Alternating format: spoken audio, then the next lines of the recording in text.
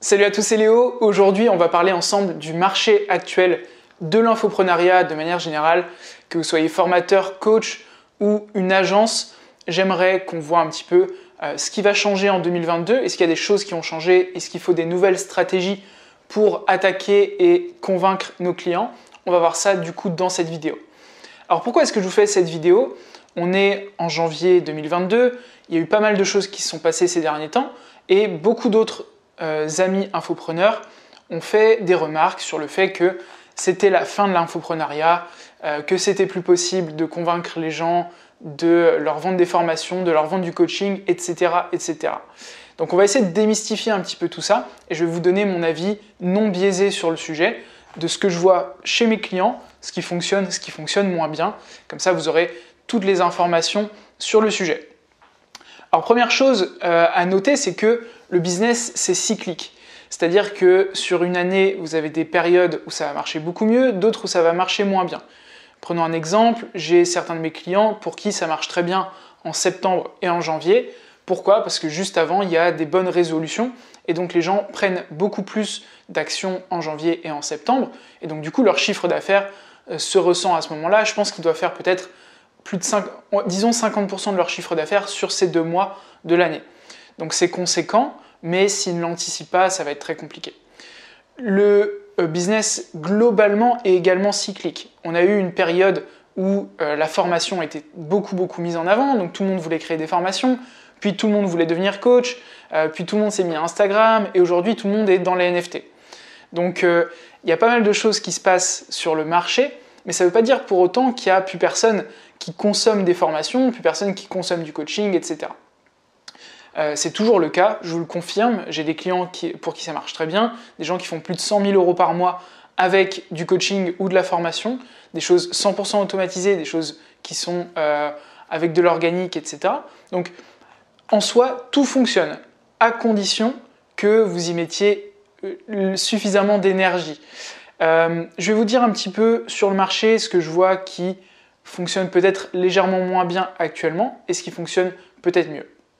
Alors, on connaît tous le marketing qu'on va dire à l'américaine avec le webinaire, publicité YouTube, webinaire de vente, vente d'un produit plutôt élevé, 1500 à 2500 directement. Et ensuite, c'est un peu des mails qui se transforment en email poubelle et à qui on va représenter des offres très souvent. Alors, est-ce que ça fonctionne toujours? Oui, en partie. En fait, ça devient de plus en plus cher d'obtenir des clients de cette manière-là, simplement parce que je pense qu'il y a une baisse de confiance dans les formateurs. Alors, il y a plusieurs choses à prendre en compte, mais une d'entre elles, c'est une baisse de confiance, puisque si je clique sur une publicité YouTube où je ne vous ai jamais vu avant et que je me retrouve sur une conférence préenregistrée où on me dit qu'elle est en live et finalement elle ne l'est pas et ça se voit, il y a une baisse de confiance. Donc les gens passent un petit peu moins à l'action à ce moment-là et je pense que ce qui se développe et ce que je vous conseille de faire sur cette année 2022, c'est beaucoup plus développer la partie organique qui va venir complémenter votre partie publicitaire. Donc pas forcément aller sur de la publicité vers un programme très cher tout de suite, mais plutôt de la publicité vers un opt-in et ensuite garder les gens dans une communauté ou garder les gens sur Instagram ou par mail, etc. Être très présent avec eux, continuer de produire du contenu, être très transparent dans son contenu et vous allez gagner leur confiance et à ce moment-là, vous pourrez vendre. Donc je dirais que la décision de vente est un petit peu plus longue qu'avant. Les personnes vont peut-être mettre un petit peu plus de temps à prendre leur décision. Peut-être qu'elles vont comparer aussi puisque le marché est devenu plus complexe. Il y a de plus en plus de formateurs, de plus en plus de coachs et donc il va falloir qu'elles trouvent la personne qui leur correspond. Auparavant, elles prenaient peut-être leurs décisions plus rapidement parce qu'on était sur des nouvelles opportunités et les formateurs étaient les premières personnes à proposer ces opportunités, comme les premiers formateurs sur le dropshipping, les premiers formateurs à étiquette, etc., etc. Donc à chaque fois qu'il y a une nouvelle opportunité, c'était assez facile. Même chose pour les NFT aujourd'hui. Si vous regardez tous les formateurs qui sont partis sur les NFT, ils vont prendre une grosse partie du marché.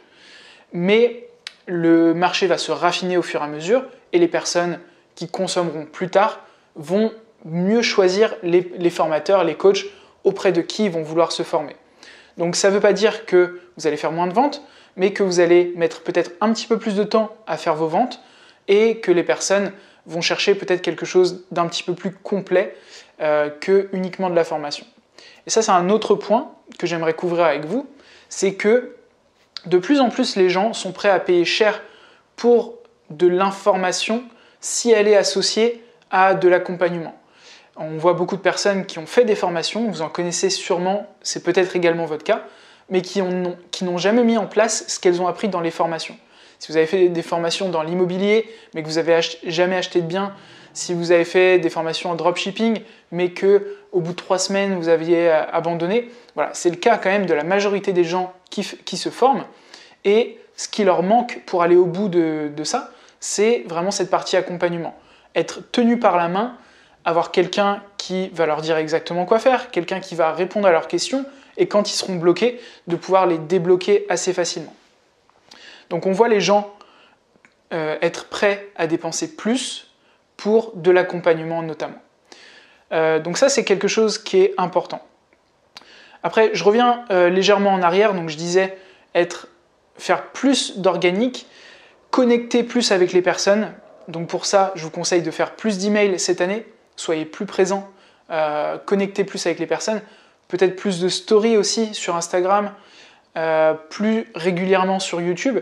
Donc voilà, c'est quelque chose qu'on dit souvent dans le domaine du marketing, mais je pense que c'est tout à fait vrai. C'est pas le meilleur produit qui gagne, c'est le meilleur produit visible qui gagne. Qu'est-ce que je veux dire par là? C'est que si vous êtes excellent dans ce que vous faites, vous êtes le meilleur coach possible en triathlon, mais que vous n'avez aucune visibilité, malheureusement, vous ne pourrez pas transmettre vos connaissances. Et d'ailleurs, je pense que les meilleurs dans leur domaine, la plupart du temps, n'ont la possibilité de transmettre leurs connaissances qu'à très peu de personnes, puisque leur temps est vraiment précieux et que quand on a une très forte expertise, c'est souvent pas quelque chose que l'on va transmettre rapidement. C'est quelque chose qui demande du temps. Donc, la plupart des vrais experts vont plutôt faire du high ticket et avoir peu de clients. Donc c'est peut-être votre cas et c'est ce que je vous conseille si vous voulez monter en expertise et même vis-à-vis de vos clients d'être perçu comme un expert. Souvent, augmenter vos prix va vous permettre d'être plus perçu comme un expert. Donc, je récapitule juste quelques petits points. Plus de présence en organique pour compléter ce que vous faites en pub. Plutôt envoyer de la publicité vers des lead magnets, donc récupérer des emails facilement et ensuite convertir ces personnes que vous avez récupérées via les emails par vos communautés vers vos offres. Donc ça peut être en étant plus présent et en connectant un peu plus avec eux. Les gens de plus en plus en fait ont besoin d'une relation humaine. On a traversé là 2 ans où ça a été compliqué et on a eu très peu de relations humaines. Et les gens veulent du coaching, les gens veulent être aidés pour aller jusqu'à leur objectif. Donc ça, c'est des choses importantes à prendre en compte. Les webinaires, ça fonctionne toujours. La publicité, ça fonctionne toujours. C'est pas forcément plus cher qu'avant. Personnellement, pour certains de nos clients, on a des leads pour à peu près 50 centimes. On a des inscriptions au webinaire pour 2-3 euros. Donc ça reste tout à fait abordable. Pour rappel, aux États-Unis, on est sur des prix comme 10, 15, 20 dollars pour une adresse email. Donc je vous laisse faire le calcul, c'est complètement différent.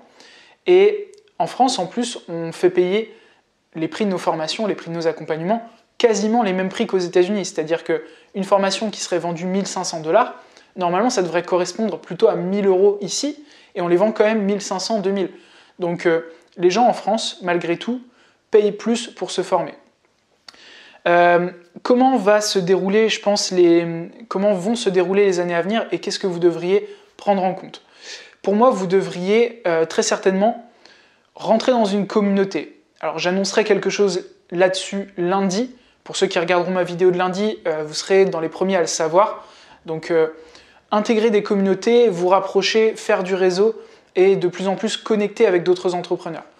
J'ai vu ces 2 dernières années beaucoup de personnes déprimées, des personnes qui ont eu des difficultés dans leur business liées à leur niveau de santé tout simplement et à leur niveau de présence mentale dans leur business parce qu'elles étaient peut-être trop sur l'ordi et pas assez connectées à des vraies personnes.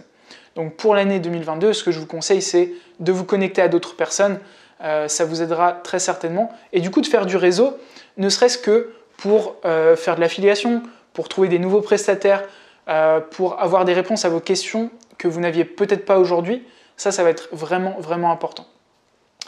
Dans les types de produits qui vont être consommés, je pense, en 2022, on va avoir un petit peu plus, à mon avis, de, comment on appelle ça, de présentiel, donc des événements, des choses comme ça. S'il y a la possibilité de les faire, il y en aura certainement plus. Comme je vous ai dit, les gens vont plus consommer du coaching que de la formation uniquement en vidéo. En tout cas, je pense que ça va être le cas. Et je pense que ça va être le mieux. Après, vous avez peut-être des choses à faire dans votre thématique pour associer les NFT à ce que vous faites en formation. C'est une possibilité. Vous n'êtes absolument pas obligé de le faire, mais si vous êtes pionnier sur ce domaine, ça peut être un bon moyen aussi de vous démarquer de la concurrence. Donc ça, c'est une bonne chose. Voilà un petit peu mon avis sur le sujet. Est-ce qu'il y a des thématiques également qui vont grossir dans les mois, les années à venir?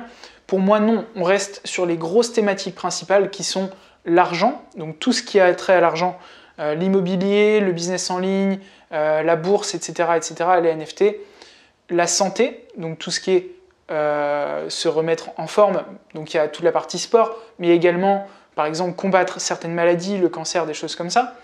Et on va avoir la partie relation, donc tout ce qui est amour, mais également amitié, etc. Donc on va rester sur ces grands pôles-là.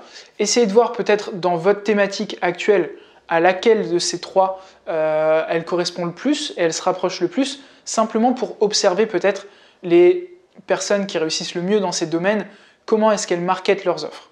Si vous regardez globalement, et parmi les personnes que j'ai vu dire que le marché était en fin de vie et que c'était de plus en plus difficile, ce sont des personnes qui ne produisent pas suffisamment. Elles ne documentent pas leur quotidien, elles ne font pas assez de contenu sur leur thématique, et elles n'arrivent pas à faire passer leurs idées à leur communauté. Donc elles n'arrivent pas à garder un groupe soudé autour d'une mission précise à atteindre tous ensemble. Vous le savez très bien, la raison pour laquelle je fais cette chaîne, bien entendu, c'est pour transmettre mon savoir, parce qu'il y a plein de choses que je vois au quotidien et que j'aimerais vous transmettre, mais c'est aussi pour une mission globale qui est de gagner en liberté. Je veux que des personnes qui, comme moi, il y a quelques années, sont aujourd'hui employées, puissent soit avoir un remplacement de revenus, donc créer une nouvelle source de revenus. Peut-être que ça va leur rapporter que 500 € par mois, mais ce sera déjà énorme et ça peut changer beaucoup de choses dans leur vie. Mais ça peut être des personnes qui vont trouver aussi leur mission, employer des personnes et également gagner des dizaines de milliers d'euros, je l'espère pour eux, et changer complètement de vie et enfin obtenir la vie qu'ils méritent ou en tout cas la vie dont ils aimeraient, la vie qu'ils aimeraient avoir. Donc c'est ma mission. Encore une fois, lundi, j'aurai un truc à vous annoncer là-dessus. Donc restez connectés. Et puis, comme toujours, dans la description, vous avez des petits cadeaux si jamais vous ne les avez pas encore récupérés. Je vous retrouve lundi pour la prochaine vidéo. Passez un bon week-end. Ciao!